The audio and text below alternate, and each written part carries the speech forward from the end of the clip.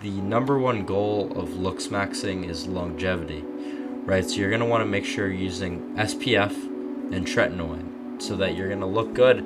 You don't want to look good just into your 30s. You want to push that till you're 40. I believe that you could add an extra 10 years to your prime just by having proper skincare practices, and that's no joke. You really must not allow yourself to become sunburnt. It would be unbecoming. What can it matter? Cried Dorian Gray, laughing as he sat down on the seat at the end of the garden. It should matter everything to you, Mr. Gray. Why? Because you have the most marvellous youth, and youth is the one thing worth having. I don't feel that, Lord Henry. Whatever you say. No, you don't feel it now. Someday, when you are old and wrinkled and ugly, when thought has seared your forehead with its lines and passion branded your lips with its hideous fires, you will feel it. You will feel it terribly. Now, wherever you go, you charm the world. Will it always be so? You have a wonderfully beautiful face, Mr. Gray. Don't frown, you have. And beauty is a form of genius. Is higher, indeed, than genius, as it needs no explanation. It is of the great facts of the world, like sunlight, or springtime, or the reflection in dark waters of that silver shell we call the moon. It cannot be questioned. It has its divine right of sovereignty. It makes princes of those who have it. Oh, this is fucking lit. Mog fucking life, dog. Mog ass life. I know all the girls on here. They can't resist me. You can't get this, bitch. You can't get this, bitch. People say sometimes that beauty is only superficial. That may be so, but at least it is not so superficial as thought is. To me, beauty is the wonder of wonders. It is only shallow people who do not judge by appearances. The true mystery of the world is the visible, not the invisible. Yes, Mr. Gray, the gods have been good to you. But what the gods give, they quickly take away.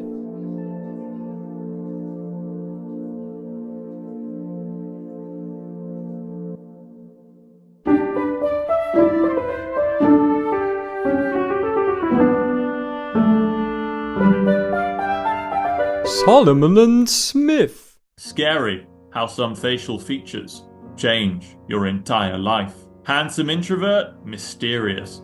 Ugly introvert, creepy. People defend literal murderers for being attractive. Sucks people call you creepy for being born with a face. If he's ugly, he's creepy.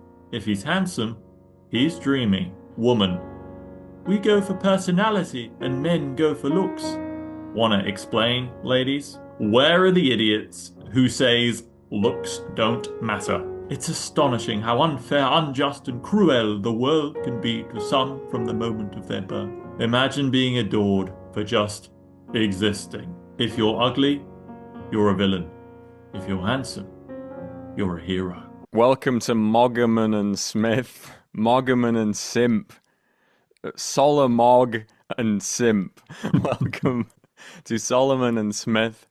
I'm Jack Truckenpetter, that's Milo Garner. Neither one of us is Solomon or Smith, but together we are Solomon and Smith. This video exists in a sort of microcosm of videos, articles, essays about a fundamentally rather disinteresting man named Clavicular, but you can find hours and hours of material trying to apply some intellectual matrix to him. You can find like a Marxist rundown of Clavicular, Clavicular and Nietzsche. You can find other videos like this that are about Clavicular and Oscar Wilde. Because we got such a classy audience, some of you might not know who Clavicular is. Basically, young man takes loads of drugs, smashes face with hammer, does all sorts of self-harming stuff to make himself as beautiful as possible. He is successful in making himself as beautiful as possible, teaches young men to make themselves as beautiful as possible, and subsequently to reap the rewards of being a beautiful person. When you're a beautiful person, you are playing life on easy mode, everything's better for you, you're going to earn more, you're going to have more sexual partners, you're going to have a higher status, people are going to take you more seriously, people are going to find everything you do better. Please, No. There's just something about this guy that makes like pseudo-intellectuals like us here on Solomon and Smith want to speak about him. And the more of this material I've been consuming over the last few weeks in a horrible self-flagellating manner has made me think this entire genre is just cope for the fact that Clavicular is living the best possible human life. You know, we know it, but we resent it. We resent it. We resent that looks are the only important metric in human life. We have these bulging intellect heads, a winning sense of humor, great wit, and street smarts. I'm the greatest living poet. It's brought me nothing. Nothing. Just because of my tilt, you know? Because of my, like, phrenological jobloid bulge, you know? It's brought me absolutely nothing. You know, I'm a Beethoven-level player, meaningless. What a waste of life. It's a waste of life, and, you know, we here in the intellectual elite, we know it, and we're just trying to cope with the fact that the science is in. Character, personality, maturity, intelligence are far more important than appearance. Do you think I'm wrong? But those are all perceived entirely differently, once again, based on your looks. 1. Be attractive. 2. Be handsome. 3. Don't be unattractive. Don't be creepy equals be good looking. If you are ugly is sexual harassment. If you are good looking is flirting. The difference between flirting and harassment is just a few millimeters of cheekbone. I thought women only cared about personality. That's what they often say. I am so shocked. The science is in, and looks are the only variable. It's all that matters in human life is physical attractiveness. Women have known this for millions of years. Men are only figuring this out now. You could overcome a lot of disparities by becoming rich, by becoming famous. But if you're not physically attractive, then you won't be able to really have lasting relationships with women. You won't really gain a lot of respect from people around you. And you're treated differently right off the bat because of something called the halo effect. Quick halo effect rundown for our classy audience who've never heard that phrase before in their lives. People will treat the exact same behavior in a very different way based on how attractive the person doing that behavior is. It's the only reason that Joseph Stalin, the Mogged king of the 20th century, hottest man alive 10 years running, who also kind of like, as a little trivia point, had a political career. Of sorts. It's why he died happy, contented, rich, without regrets. Surrounded by loved ones. Had no enemies. No enemies to be seen. You know, he lived a life that any man could be proud of. And even he had his youthful image edited to make it more attractive. What does that say to you? The man with the perfect happy life, who was already, as we all agree, spectacularly beautiful to behold. Even he wanted to make himself more beautiful. That was, in a way, his primary action in life. Mogged his way to taking control of the largest country in the world, and then mogged that country from like an agrarian peasant society into a major industrial player. Just on sheer looks alone. There are no other features to Stalin's career. People will tell you, you know, the generals, the planning during World War II, that's all important. No. Stalin was just better looking than Hitler. That's the entire reason that happened. Are you going to disagree with that, commenters? Are you going to say, no, I think Hitler was more attractive than Stalin? Is that your argument? Is that what you're going to say? Hitler's more attractive than Stalin? Yeah, the phrenological tilt giblets. You think that he had better tilt giblets than Stalin? What's wrong with you guys? And then you got some ugly guy, like, you know, like Martin Luther King Jr. You know, lives this dissolute life, traveling from place to place, getting in all these affairs, you know, foolishly wandering in the way of a perfectly innocent CIA bullet. Gunman across the street just trying to shoot the wall. Oh! It's because of his weirdly shaped head. It's because of his... That's the reason he was this adulterer that no one could admire. Can anyone deny any of these facts? You may scoff, but think about it. Who was the better man? Okay. Dr. Martin Luther King? Stalin. Finally, these are the big questions. Unanimously, everyone agrees Stalin is a greater man than Martin Luther King Jr. All the metrics, but even that, there is only one metric. There is only one metric: physical attractiveness. What do you think is more important? Looking good or just being kind to the people around you? More important in terms of what? Like, you know, your personal ethics, or like... Do you think you would be doing more for the world by just being nice and pleasant than just doing everything you can to look good? You're asking this question as if those things are mutually exclusive at all. That is your error, Harry, believe me. You value beauty far too much. How can you say that? I admit that I think it is better to be beautiful than to be good, but on the other hand, no one is more ready than I am to acknowledge that it is better to be good than to be ugly.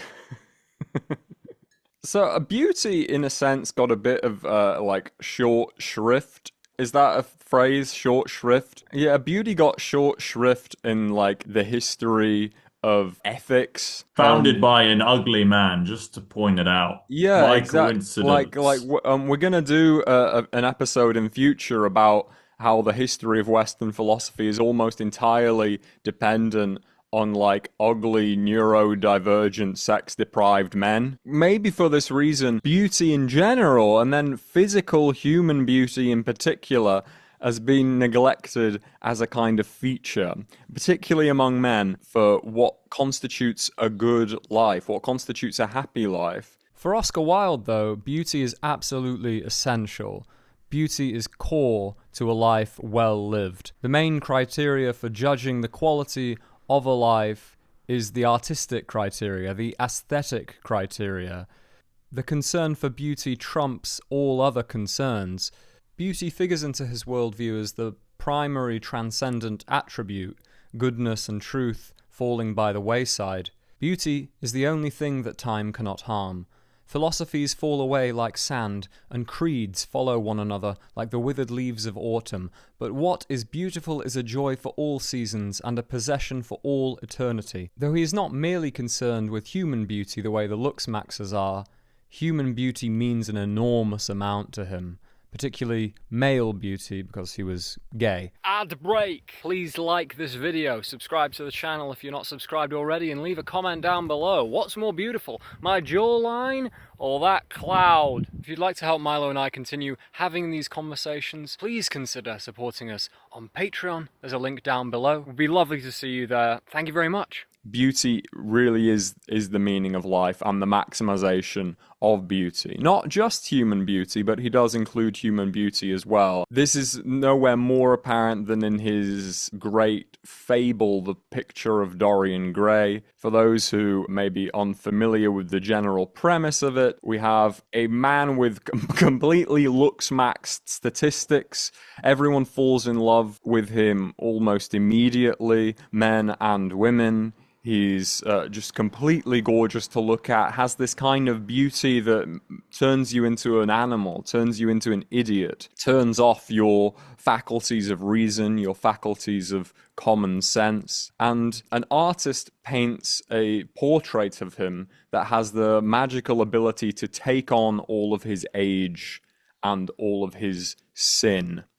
All the lines on his face that bear witness to the lifestyle that he's living don't appear on his actual face, on his physical frame, but appear on the portrait. It's essentially just a flip of what happens with real portraits. Real portraits remain young and beautiful while people get old and ugly. This is something people have noticed for as long as they've been doing portraits. The ancient Egyptians would no doubt have noticed this, and Oscar Wilde has this wonderful idea to flip them around, and he's exactly the right guy to tease out the implications of this idea. And I think it's worth mentioning, we've been talking about the history of Western ideas and how there has this either been an ignorance of or resistance against the sense of human beauty being an inherent or a necessary good to a life well lived, or to something we should aspire to. But equally, there has, of course, been the strain of sort of everyday man on the street wisdom, which has consistently married beauty and goodness, which has consistently thought, well, you look like a very nice chap, you're probably lovely.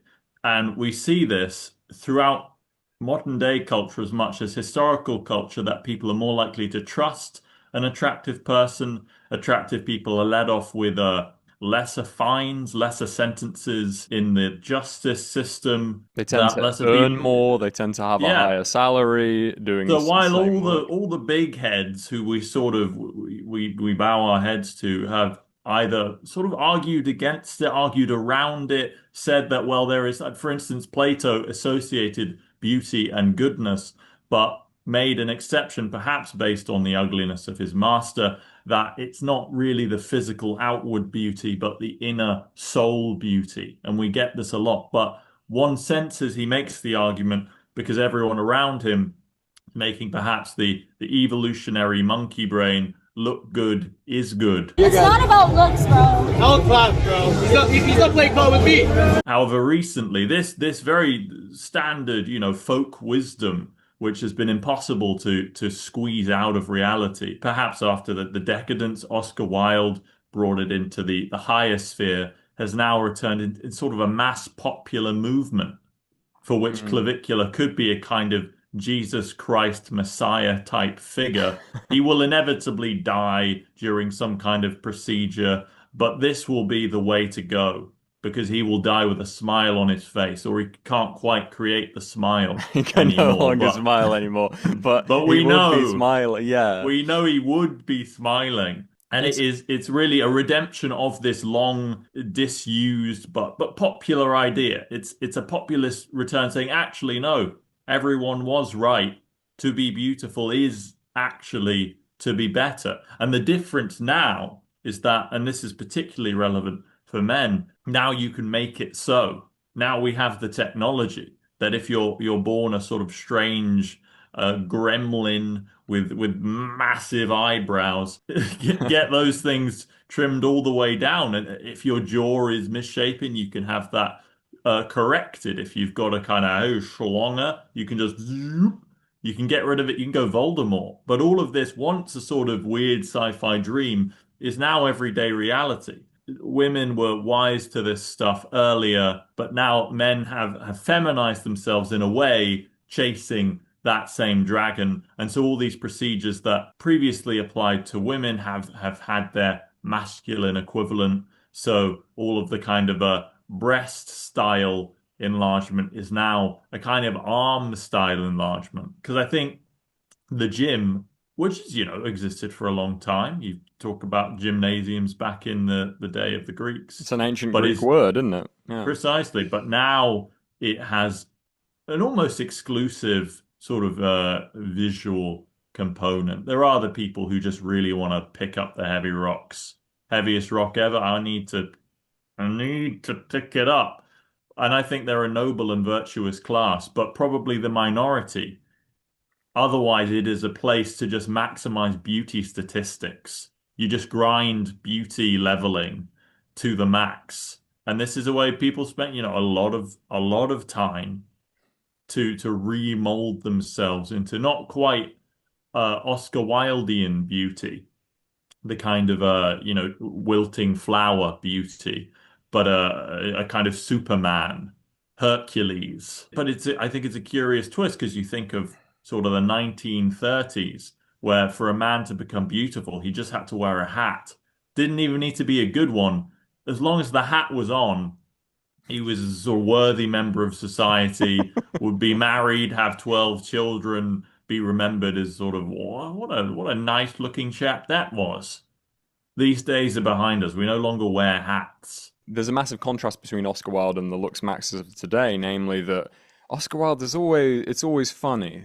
It's always being done with a wink, with a smile. He means it. I really do think Oscar Wilde means everything that he says. But at the same time, he knows the effect of what he's saying as much as he knows what he's saying.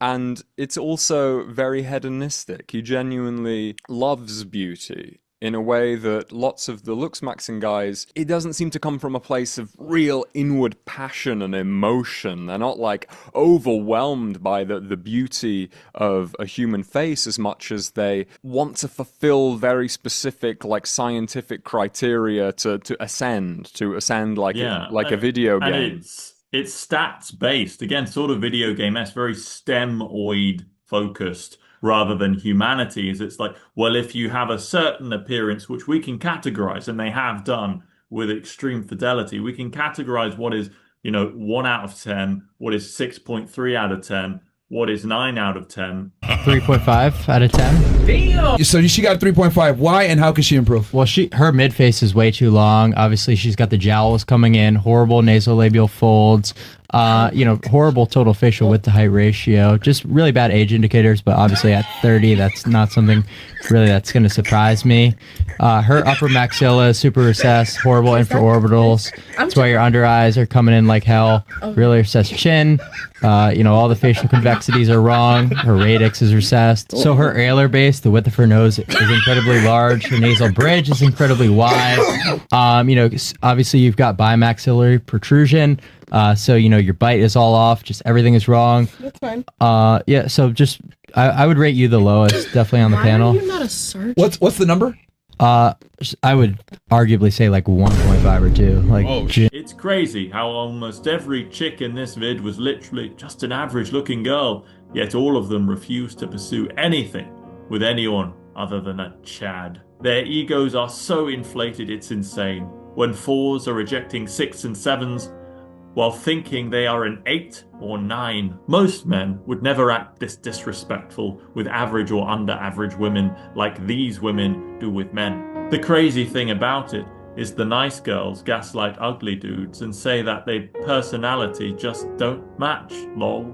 The fact that nobody talks about the book Ultimate Looksmaxx Optimization Blueprint speaks volumes about how people are stuck in life. If you are closer to the top of this spectrum, life will be better for various measurable reasons. Not only that you are found attractive, but almost everything else in life improves. So it's not the kind of ecstasy of beauty and the wonder of being an artwork. And that is kind of what Dorian Gray is about. What if you could be the art? You don't make it, life you itself, live it. Life itself can be the artwork. But you have to love art for that to be true. And a lot of the Looksmaxxing guys, they don't have time to love art. They don't really have an appreciation of it. And a surprising fact of the prose style in Dorian Gray is that Oscar Wilde is very good at describing rooms and gardens and chairs because he's mostly a playwright. And you can really imagine a world in which he can only do dialogue and in which every scene is like, all right, let's get to the witty repartee. But no, Oscar Wilde,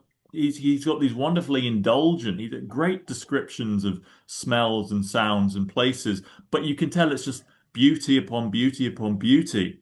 He'd probably be a bit rubbish at doing like a sort of hovel. The opium den section is sort of, he just goes over it as quickly as possible. But if it's a beautiful living room, you're right there. Every material, every sense. Yeah, absolutely. And there's this kind of urgency of a guy who's really wants you to really feel this flower and love this flower. Really just bask in the sensual glory of a flower. The flower is not relevant to the scene in most cases. Most of these gorgeous, lyrical, Latinate, indulgent sequences, which I'm sure an editor would underline with red pen, they're a delight, and their delight is contagious. The middle section. Yeah, the middle section of the novel, which I think editors would definitely frown at, where it's essentially the big age jump where Dorian grows older and nothing really happens. It's just a big list of basically all the things he's collected. And it's just a big collection of beautiful stuff thrust into the middle of otherwise a pretty tight, pretty pacey kind of, murder and sin, excitement novel. But I think that is really the tell, because that is what Oscar Wilde is after. And that is the exact thing you do not see in the clavicular style man. It's not even almost there. It's almost rejected in a way. You can see in clavicular someone who would look at a painting of cows in a lake. I've currently got an image of cows on a lake, painted, I think, by a Spaniard. Don't know why it's here, but I'm glancing at it in happiness. And I'm glancing at it. I'm not sure how it got here. It's just open. But I just sort of really enjoy it. But it's the kind of thing you can imagine these people, even if secretly, in their secret brain, they're like, that's quite nice.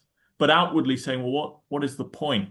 What's the deal with this? It's extremely utilitarian. Thinking from like a results-driven perspective. Which is the opposite of Wilde. Beauty is useless. That's the joy of it. Nothing is really beautiful, unless it is useless. Everything useful is ugly, for it expresses a need. We can forgive a man for making a useful thing, as long as he does not admire it.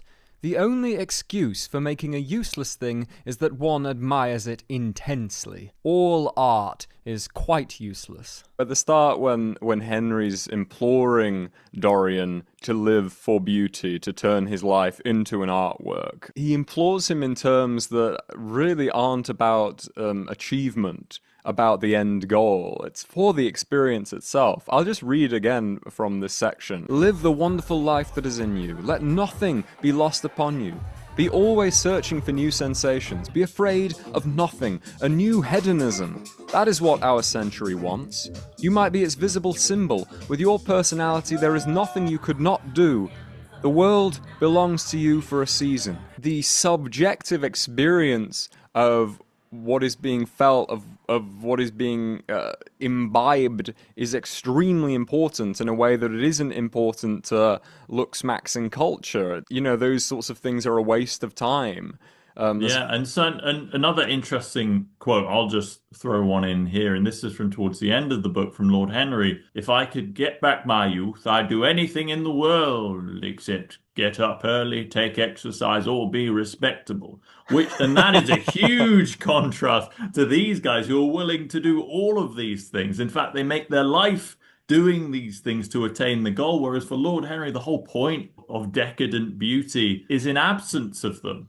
It's not to have to labor at this thing and sculpt it out of yourself, but it's that it just grows like a flower. And the beauty of Dorian Gray is that the flower never wilts. It stays forever in its prime. But it's so curious that if you provided Oscar Wilde, all right, here's the looksmaxxing, you wonder whether maybe he would just go in for it because of the lizard brain thing saying, must max beauty, and now I can. Because the poetry of the flower is somewhat lessened if it is optional. If in fact there's a flower factory that it just didn't exist then.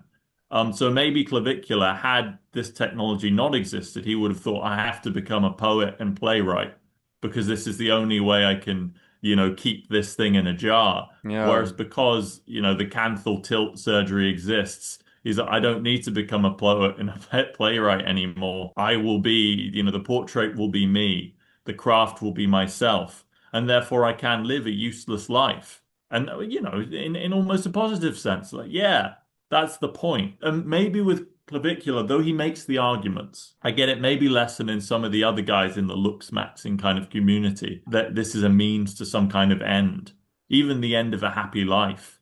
It seems to be a means to a means, or the means are the end. It's just to maximize beauty. It's not so, now I've done this, I'm going to get married and I'm just going to commit some crimes and be let off lightly. It's gonna be fine. I mean, everything was done properly. I'm gonna really reap the goodness of this, or even just like get really rich. He seems like a man, you gave him all the money in the world, he wouldn't really know what to do with it. When I've been talking about this with people, explaining, like, I want to make a video about this guy in Dorian Gray, it's interesting how quickly women have pity on him. You were talking shit being a cunt bitch. Like, oh, this poor guy. You were just talking shit? What was it? This poor guy. You think it's a good idea to go on a live stream, embarrass me, talk shit? He's got all these mental problems that are just being encouraged. Like, fuck you.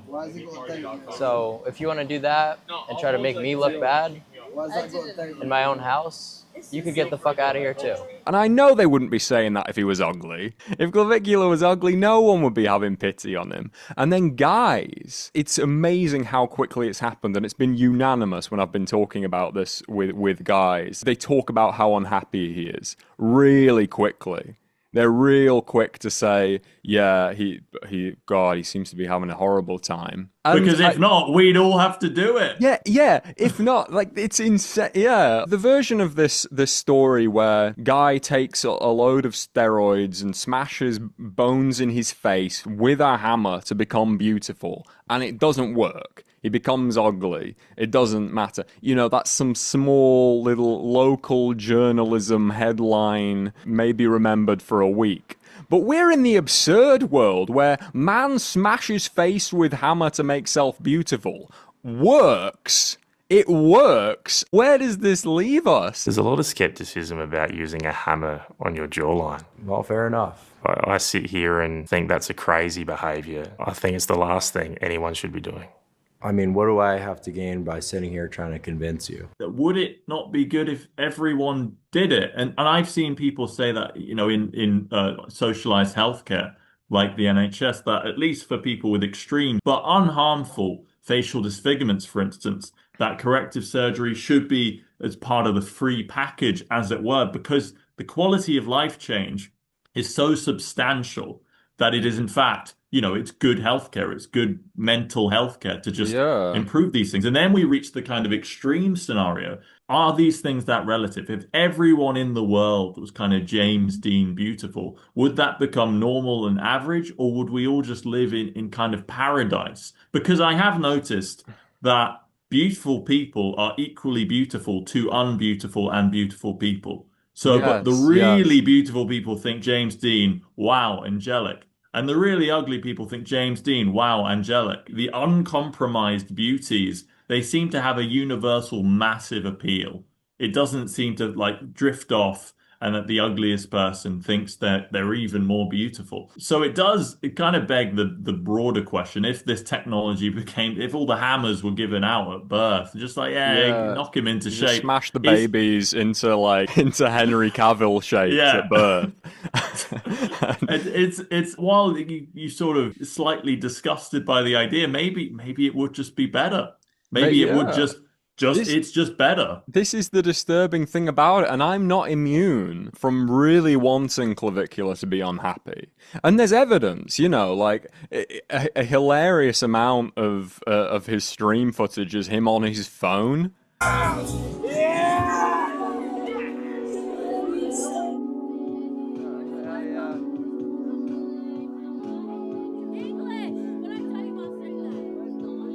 Like he's staring with completely no expression into his phone. You know, surrounded by these supermodels on a yacht or whatever, but like just dead eyes staring into the phone. Show you how good those phones are. Yeah, really. Which is exactly what I'm doing. You know, Clavicular and me, when I'm looking at him on my phone, on his phone, we're in exactly the same scenario. He's surrounded by the supermodels, but he doesn't care about it. He doesn't know that, you know, barely cognizant of their existence, or the yacht, you know. But, but, like, maybe just the fact that he always seems like he's about to cry, that he seems like he's tortured and eaten up and miserable, is just my brain going into overdrive and desperately trying to make him that, to compensate for the fact that this moron, this like complete idiot who doesn't succeed on any of the strata on which I've like judged myself in life, is nevertheless outperforming me and is universally more popular and beloved than me on all metrics. This cannot be true. You make it like untrue for yourself, even if it is true for yourself. And if so, a lot of his unhappiness might be because of this kind of reaction, that he becomes a pariah among certain people because of what he's done. But if he came out looking like Clavicular in the way Dorian Gray did, then he might just, people admire him. In a way, they don't necessarily admire his work, but they wouldn't have this antipathy towards him just because of his beauty. They'd say, have you tried acting? How about modeling? And maybe there'd be a little bit of resentment in the way that the lesser can resent the greater, but it wouldn't be but he has been using crystal meth as a sort of dietary suppressant thing, but he's only been doing that because he didn't come out already, and some people did. There are so many natural-born claviculars who go completely under the radar, living their kind of joyous, prancing, Hidden skipping life. lives. Yeah, living their hidden life. Earlier this year, I read this biography of Ava Gardner, who was one of these natural-born claviculars, had a preternatural beauty that would induce psychosis in more or less every man she met. Poor mortal, are you frightened? Frightened? I don't know the meaning of the word. Why, you darling, you are frightened. Well, just from the toes up. Come here. Come here to me, close to me.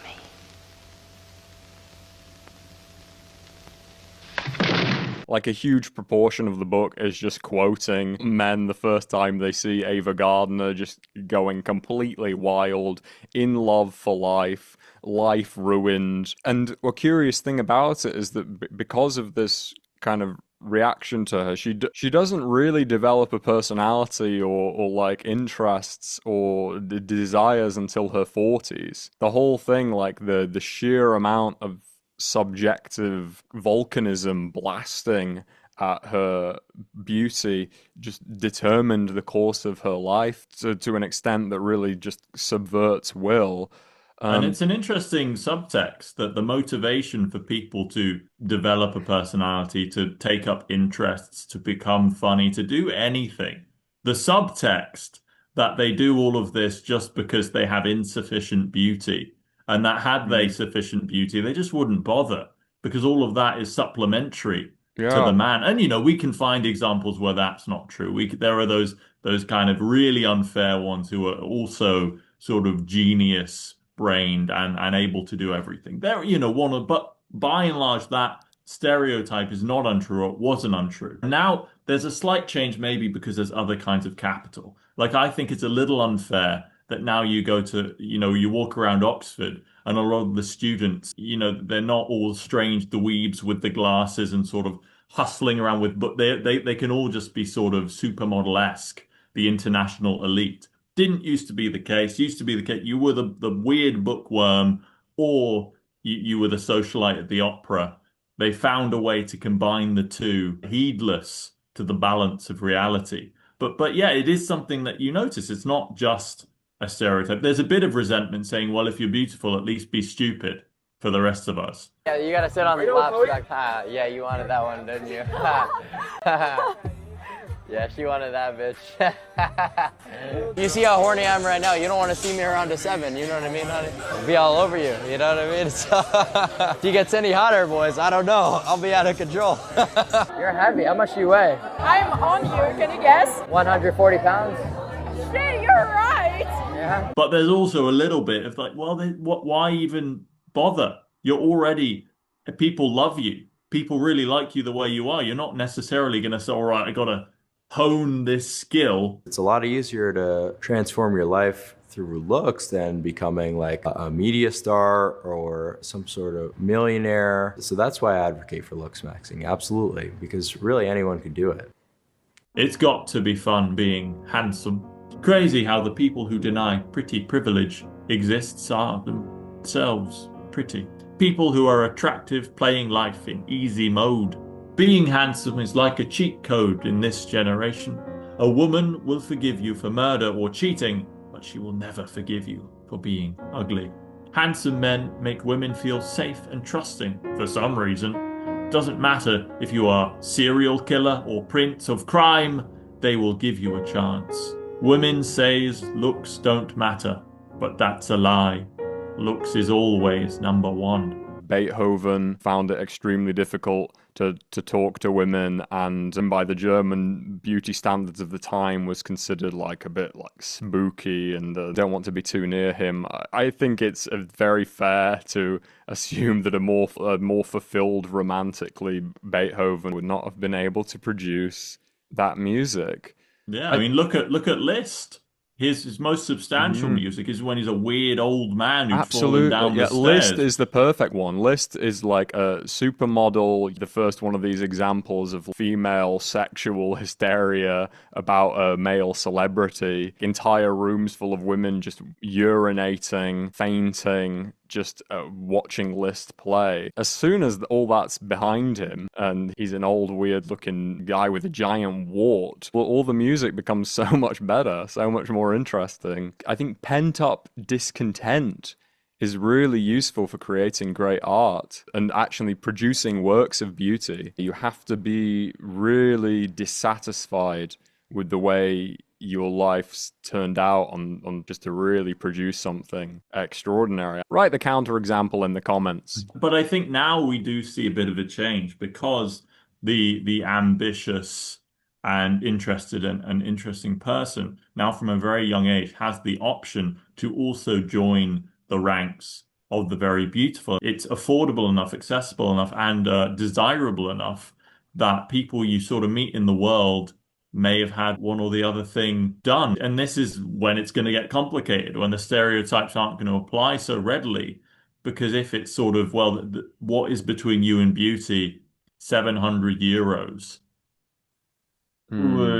Sort of, I can see a lot of people just saying, yeah, I'll just spend the 700 euros. If you're so happy with your life and you don't care about looking better, then don't do it. I'm just saying that for the people who want to look better, well, here's an option for you. Clav has said on multiple occasions, don't spend money and time on a university degree, a college degree, when you could be spending that money and time learning about looksmaxxing. In terms of the dividends you will get in life, knowing stuff about Immanuel Kant and being, in the American case, hundreds of thousands of dollars in debt is less valuable than knowing things about Gibble, tilt, percentage, angle. It's a very masculine facial third distribution. Total face shape, 1.35. Lower third proportion, very slight flaw. He lost, 0.6 points. One eye apart roughly in the ideal range. Here's one of his flaws. We can see it's outside of the ideal range.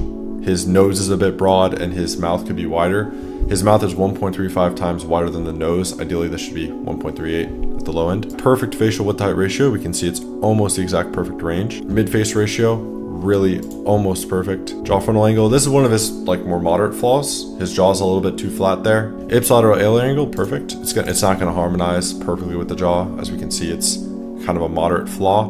Lowered upper lip, I had to adjust for this, but it's probably ideal. Perfect eye shape overall. Good eyebrow tilt. Good neck width. It's a very harmonious profile. I mean, he has 88% frontal harmony. Now, of course, he has flared ears. His nose isn't the best. And he has a jaw asymmetry. Proper brow ridge inclination. Right in the middle there. Nasofrontal, proper. Good nasolabial. The facial convexities, this is good. All the facial convexities, they're on the lower end. He could kind of theoretically use a double jaw surgery. It would improve this. The total convexity, yeah, this is a little bit low. Nasal width to height, yeah, it's a bit short. The nose is definitely short. I think he knows that flaw. Here we see with the H line, it does depict basically the chin could be more projected. Based on the measurements, his chin could be more projected. I'm not gonna lie. Yeah, his chin could be more projected and we're seeing that based on the data here. Gonile is actually a little bit obtuse. You can see it's a slight deduction. Should be more around 125 degrees on the upper end. Mandibular plane, it's ideal. Optimal inclination of the jaw. Submental, really good. And the chin is in proportion with the Frankfurt plane. I think his ears are a bit low set though, to be fair. We're still experimenting with our formula and the weightings for things and all that good stuff. This isn't a finalized score. It is interesting just in terms of all these tilts and angles and sort of measurements, just how tiny a change some faces require to go either from ugly to beautiful. It's a weird contortion of flesh on bone. That's what we're talking about. And almost every human face to a non-human would be they all look the same.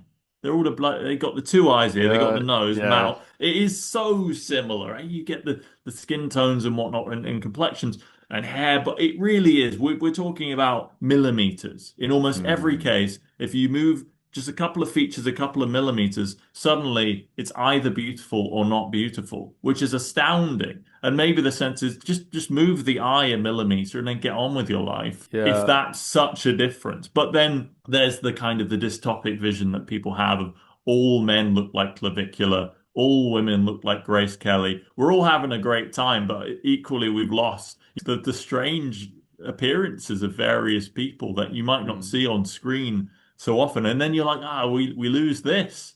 We lose all of these wacky looking people, but equally it's easy to say that looking on. It's easy to admire the sort of Bruegel picture of life, but you wouldn't want to necessarily be the strange gremlin hovering in the corner with a stick going, much though we admire that their part in the kind of the tapestry of difference. We don't want to be it. I mean, and some people, they only feel happy or privileged in the context of other people's being deprived. Thomas Aquinas said, the reason God created hell was so that the people in heaven would feel the difference between themselves and the people in hell, and that would increase their delights in heaven. Looks like you could fit a PS4 up your nostrils. Dude, imagine sharing the blow with her. If the entire world is in heaven, then there's this anxiety that it becomes neutral. Even if you're basking in the presence of the divine, God's goodness is not sufficient on its own. You need God's goodness and the knowledge that other people are excluded from it. The knowledge that other people are not part of your group. Some people, I mean, there's definitely a magnanimous sort who would be happy in the world where everybody is Clavicular and Grace Kelly, but also people resent there being nothing to resent. People resent there being no one to look down on. How much of beauty is just a love of hierarchy? How much of beauty is just a love of things being ordered, being able to rank people between like 1 and 10. In that dystopia or utopia of the clavicular Grace Kellys, do we just stop doing anything? Have we just attained it? That's it. I mean, why did we bother doing anything at all? You brought heaven to earth, and the Garden of Eden. That was what that was, right? Yeah. Adam looked like Clavicular. Eve looked like Grace Kelly. They were in a garden. They didn't build any towers. They didn't invent the computer. Had the incident with the serpent not gone down, they would have just been sitting there forever. Yeah. And it's good, but is it good? Yeah. Would that have been God's ideal vision of humanity was Clavicular and Grace Kelly sitting in a garden in the sun forever? That's it. That's what he had in mind. And then we did all of this nonsense. This is the fallen world. Yeah, and Clavicular is undoing the fall. Clavicular's doing the real hard lifting of Jesus Christ. Jesus himself, like the scholarship seems to be suggesting, John Nelson would be able to tell us about this. He was actually an ugly man. Early church said, ugly Jesus. And the church tried to correct their fault. No, Jesus was clavicular. Look at his beautiful jawline and face. I think it's interesting. I was thinking about this the other day that Jesus dies in his 30s. He dies in the kind of region of masculine prime, which allowed the church and artists to depict him as the most beautiful. Had he died in his 80s, had he been this old sage, which not impossible, no reason why not. We do have these old religious guys with the beard and sagging up. Well, then you wouldn't have been able to do that. All images of the death of Jesus would have had to have been this old Hebrew fellow with a stick. And that would have been a different image of maybe wisdom and perfection. But because he conveniently died at his prime, we can give him the six-pack and we can give him the perfect skin. Because there's no part of being 33 or whatever that says he must be wrinkled, he must be flawed. Don't need to. And that's a huge element of lots of young women's faith is the beauty of Jesus. It's just a fact. I had a friend who went to a Catholic girls' school and she said pretty common for your first crush, as it were, your first erotic fixation to be the mostly nude, extraordinarily beautiful and morally unimpingible man. It's not just but they also say the ultimate halo effect. Even when Jesus is doing something like don't feed the poor, wash my feet, you interpret it in the best possible way. I'm not here to bring a peace but a sword. Will interpret you in the best possible way. My enemies will be tortured forever. He's the best possible man. You are all loving, all merciful. Exactly. God is the ultimate halo effect. You got kids being born with two heads, getting eye cancer and stuff. the entire time. He has the best possible intentions. Like, if God was ugly, if God was just a 6, everyone would just be atheists. The only thing that the monotheisms have going for them is God's attractiveness. As a kid, how can anyone choose to be evil? It's such a beautiful society. As an adult, we understand villains. Anything average or below is considered creep territory. But if you're above average looks, most women will find almost anything you say to them acceptable. No matter how beautiful your personality is, if you are ugly, you will always be seen as creepy, no matter what you do, and you are destined to be alone. Being hated by half the girls in my class just for being ugly. They had to invent I was a creep just to justify it. I'm really sad, like genuinely I am very, very sad. Not attractive equals shitty life. Attractive equals amazing life. Do I feel that I'm taking advantage of vulnerable people? Well, people who are in a horrible position in life because they're not good looking, you come and say, well, here's the answer to why things aren't going so well. That's taking advantage of people.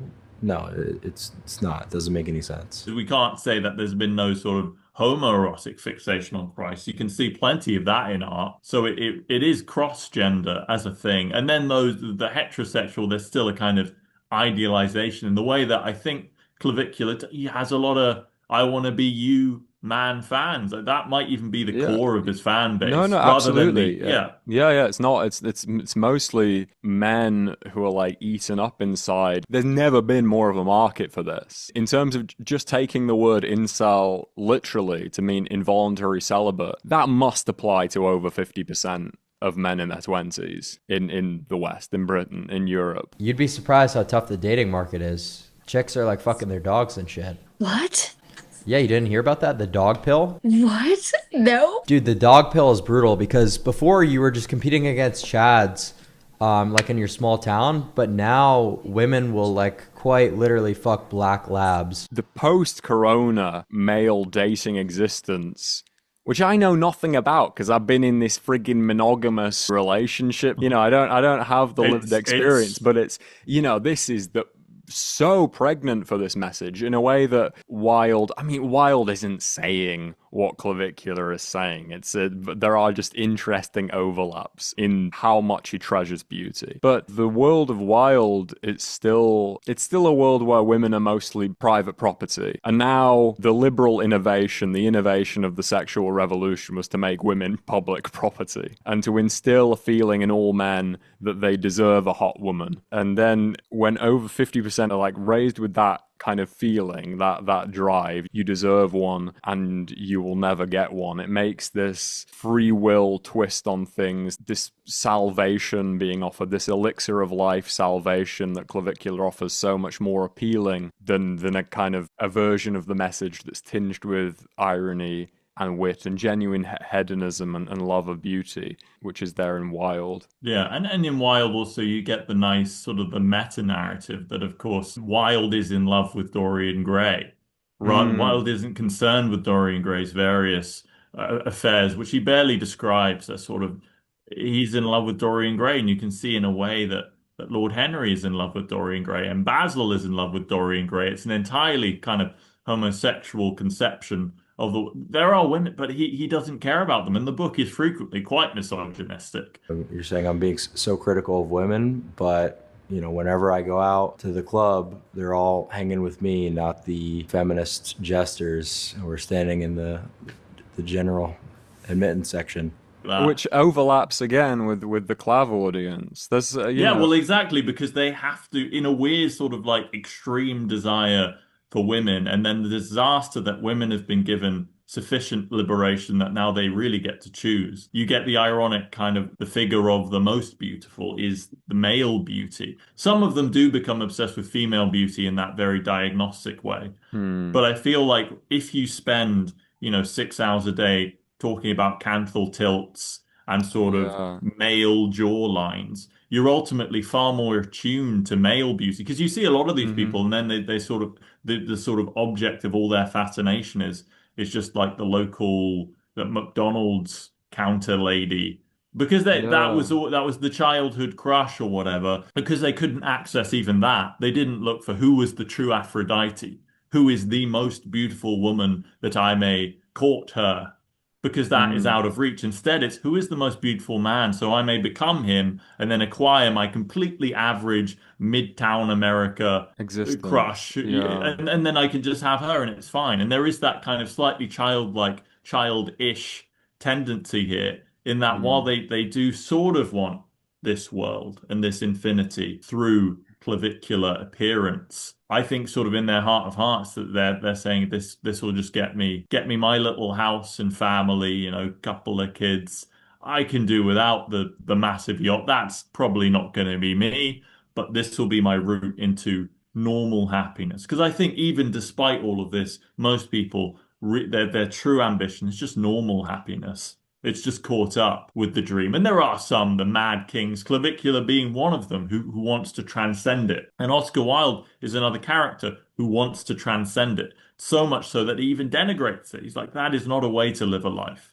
That is too small. But most people who read Dorian Gray and are moved by it, nonetheless aren't moved so much to completely live by its dictate, but more they want to borrow a shard of it, a fragment, and include that in their life. But admit, nonetheless, I'd like to have my conventional life with a little shimmer attached. And I'd like to use this to get me there, rather than I want to become, the sort of plastic god floating above the earth, all beams magnifying in my forehead. And that's Clavicular. He's done it. I'm not descending. We're looksmaxxing. Wait, is my sunglasses still here? Oh, yeah, they are. Do you guys think he deserves better? I thought it was mine.